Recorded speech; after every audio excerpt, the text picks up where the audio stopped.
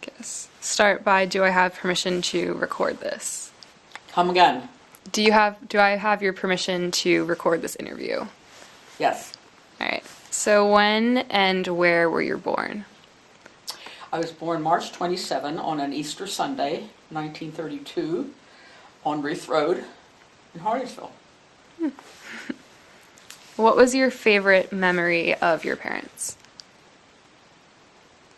Memory of my place where I was born. What was the last word? Parents. Parents.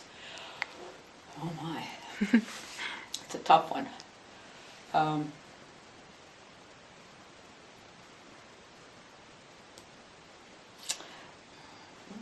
know what to say what the favorite memory is. I guess I would say probably and always being there for me. Mm. Yeah, that's nice. Were they religious? Definitely. My father was a pastor, so I'm a PK. So, yes, they were very spiritual, I thought, and for their time. Mm. Looking back now, I'm sure things would be evaluated differently, but at that time, I think they did the best that they could for their time. My father never went further than 8th grade, although he took some courses that, trying to think of a seminary down in Philadelphia, St. David's, 1 or 2 courses later in his life. Cool. And then, do you have like a specific thing that your parents taught you that you value the most? Thriftiness. If you're talking about non-spiritual. Yeah. Non-spiritual. Yes, I think thriftiness would be a high one. Being aware of how you're spending your money. And then, were you closer with your mother or your father? Well, when you say closer, there was more conversation between my mother and myself related to life events because we were females. Yeah. But I respected both of them equally. I really did. I mean, my father was definitely the disciplinarian, but my mother spent more time with us, myself and my siblings, as it relates to free time, playing games and so forth, because my dad was a pastor, he was a farmer, and so in his spare time, he really needed to study. And so he wasn't a game person, but my mother would spend many hours around the kitchen table playing games with us. Do you have any siblings? I had 3 brothers and 1 sister. My one brother passed away in 2011, 9/11/11. And then, do you have, like, which of your siblings were you closest with? And do you think it was because of, like, age or any other reason? My brother? What? Say that again. Was there any sibling that you were closest with? Oh, closest with. Well, I remember that my great-nephew asked that question of my brother. I think he used the word love, as I recall. But it's different in that I had closeness with different ones about different subjects. My older brother and I were very close as it related to music, because he was in a quartet and lived on the other side of the house. We had lived in a duplex after he was married, and he would always often come and ask me to accompany him or learning a new song, or just rehearsing a song. So we had that as far as music was concerned, and also in church, he was a song leader, and I often accompanied, and so we had that aspect. But I just think I had closeness with all of them in various ways. Was there any other special tradition besides holidays where your family would like get together? We had, well, this was after, in later life, we had family picnics. And earlier in family life, we had picnics related to my father's side of the family or my mother's side of the family. And then after all of that, and my siblings were married, we still have picnics related to my parents' offspring.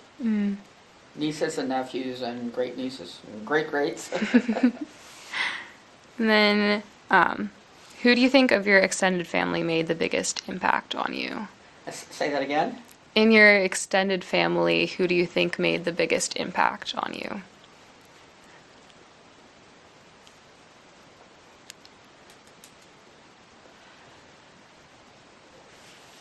Well,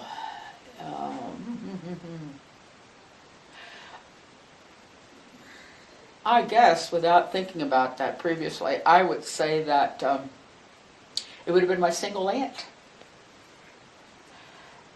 She lived with her parents on the other side of the farmhouse. We had a duplex, as I told you. My brother lived there after he was married. But my grandparents and my single aunt lived there. And she would often take us along to events, let me put it that way. Because she knew that my parents couldn't get away, so she had us accompany, took us along. In fact, some of the time, I favored her in appearance, and sometimes people asked if I was her daughter. But and then later in life, she never married, and lived with a friend that they shared housing, and I became her power of attorney and her executor, and so and she lived to be 100, so I had a long time of her example. And then if you lived in like a neighborhood growing up, what was it like, or like just your neighbors in general? Well, I was thinking about that as related to one of your questions, and I thought, what a difference, because in those days you didn't have to be concerned about security. We could be driving bike at 10 o'clock at night, going to the neighbors or coming home from the neighbors, being with them without any kind of fear. Oh, we talk about the boogeyman or something like that, jokingly. But it wasn't the kind of thing that you knew you had to fear. And that doesn't happen anymore. Yeah.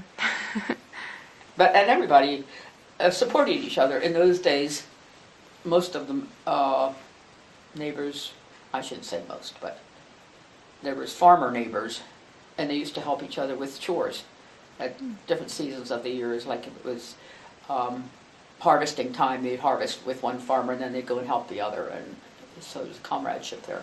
And then do you speak anything other than English? I can speak some Pennsylvania Dutch words. I grew up with that in my household because my grandparents lived on the other side of the house, and they would speak it to my parents. And it was when they'd be telling stories sometimes in Pennsylvania Dutch, we would say, "Say it in English, say it in English." So have you always like lived in this general area? I did, except with 1 year extended time. I was in voluntary service, 1956 to 57. I was in Iowa City, worked in the University Hospital for service here. So growing up, did you have any specific chores that you had to do? Oh, definitely. Yeah, we'd help to clean clean house, and always my sister used to wash the dishes and I'd dry them. And I remember my sister and I still sort of joke about this, that it was tradition that we would wash the sidewalks from the house to the barn every week, traditionally, whether they were soiled or not, or dirty or not. But it was just one of those things you did on a Saturday afternoon. And what schools did you attend? Lower Salford Elementary, that was torn down this past summer in Harleysville. Yeah, I saw that. And then did you go to college? No, in fact, I did not even go to high school. I guess you would say that I was what you would be one of the first homeschooled. I took my high school by correspondence, and it was called American School, Chicago, Illinois. And then it was after I was working at Dock High School that I decided to take some college. So I have about a year's credits behind me that I took at our sinus night school. And I just took courses that I was interested in, not any kind of required subjects. So what made you want to work at Dock in the first place? I came back from voluntary service that year I was telling you about, and it was in March. And my sister told me that they were looking for a secretary receptionist. And in those years, if you didn't go to college, well, the options for a female were basically teaching or nursing, something like that. Neither of those appealed to me. I always thought I'd like to be a receptionist. So I thought I didn't have the qualifications because I had taken, by correspondence. But so I was encouraged to apply, and I did. And there was only one other person that applied. She was a senior, graduating senior that year. Would have had all the training, but she turned it down eventually, and I got the job. and stayed. So if you didn't end up at Dock, where do you think you would have ended up working, if all? Like if you did it all, so. Well, I also had another option at that point that was offered to me as a dental assistant, or not assistant, but a receptionist type of thing. Well, it would have been assistant. Not the training, but to work with. And the choice, I think, was made on the environment choice. So I don't know where I would have landed up. Yeah, it maybe there and maybe not. Yeah. So how long did you work at Dock? I worked there 40 and a half years, what they would call full-time. And then I was away for 3 years. And then one day I stopped over and chat with the personnel. And it was before they had internet connections. And Joyce Price asked me about an alum, whether I knew the address or something. I said, well, no, but I'll go home and check it, on my white pages. Well, that all led to my rehiring. They asked me to come back part-time. And I said, only if it's approved by administration. Sometimes when people have been there previously for that long a time, people don't want to have them come back. But they felt I was away long enough. So I went back, and I was there for 12 years on a call basis. Did you, when you first started working there, did you think you would be there for that long?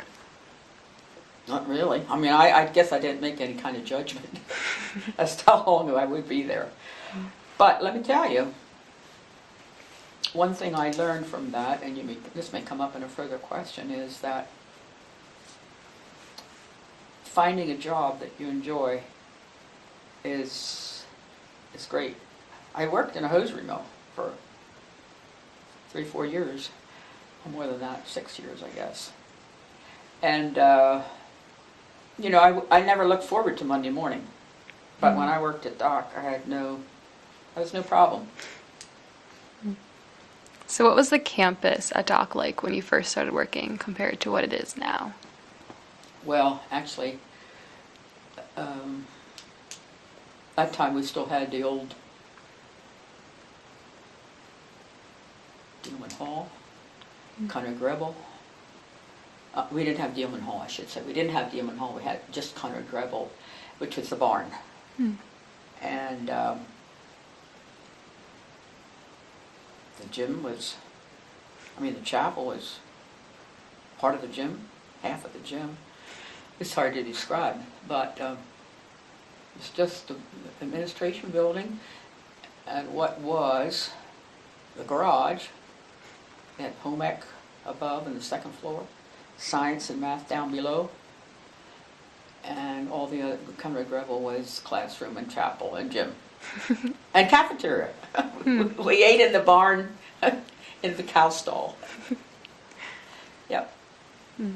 So what was your main interaction with the students? Well, I remember a fellow secretary from out of the area, she said to me, how can you keep working at the same place like that for so long? How do you keep it fresh? And I said that with the change of personnel, the students, we get a new set of class freshmen every year, and some other higher, and then also maybe some teachers. But I also said, and I think this is something important for anybody to think about, that when you change jobs, you take yourself with the job. And many times the same things that bugged you from where you came from, will bug you at the new place. So you have to work with different personalities and adjust. So was there like any main student rebellions that you witnessed? Yes, there was. One that stands out in my mind. There was a student who, I don't know if I should share it. But there was one, with some stealing that was going on, and how that was researched and found,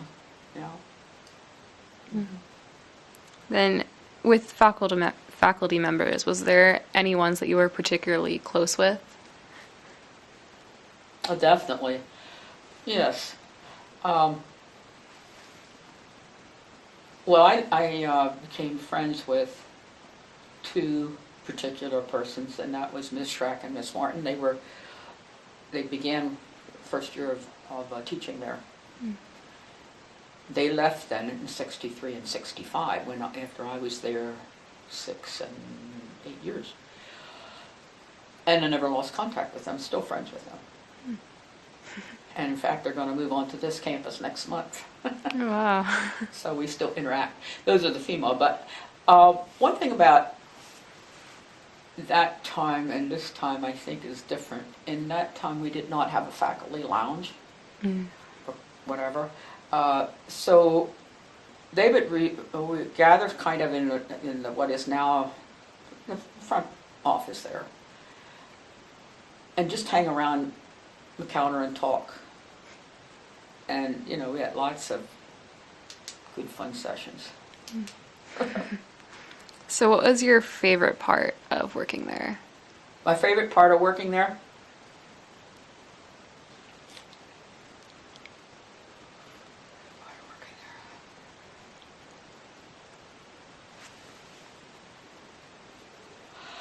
Oh, boy.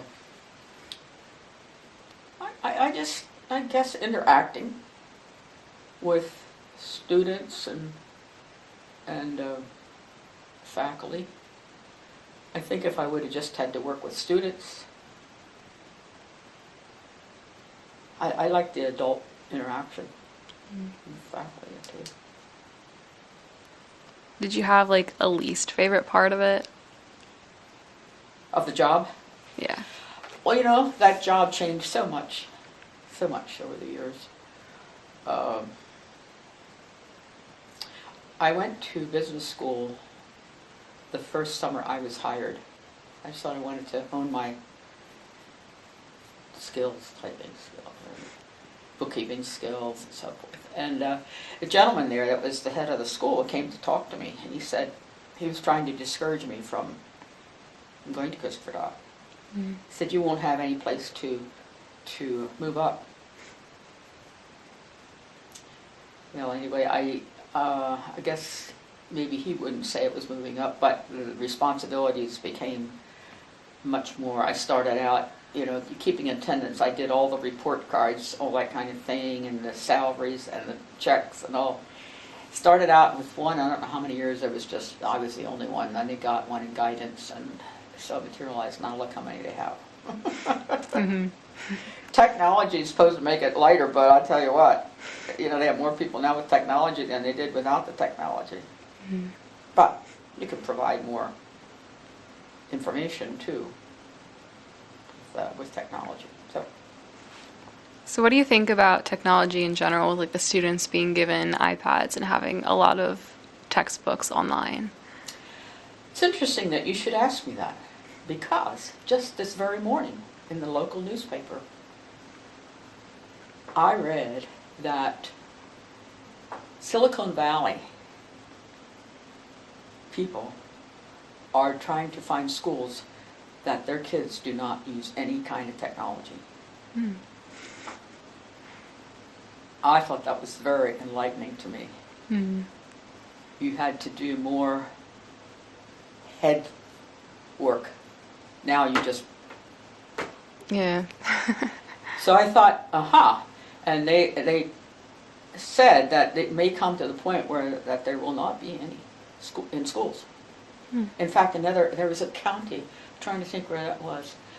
It's on the editor's page if you want to research it. But I just thought that was really, I think that's where I read it. Mm. Maybe it was, but anyway, it was today's paper. Mm. So what do you think about non-Mennonites attending Dock? Like, do you think it's good for them to be at a Mennonite school? Well, I don't see any drawbacks.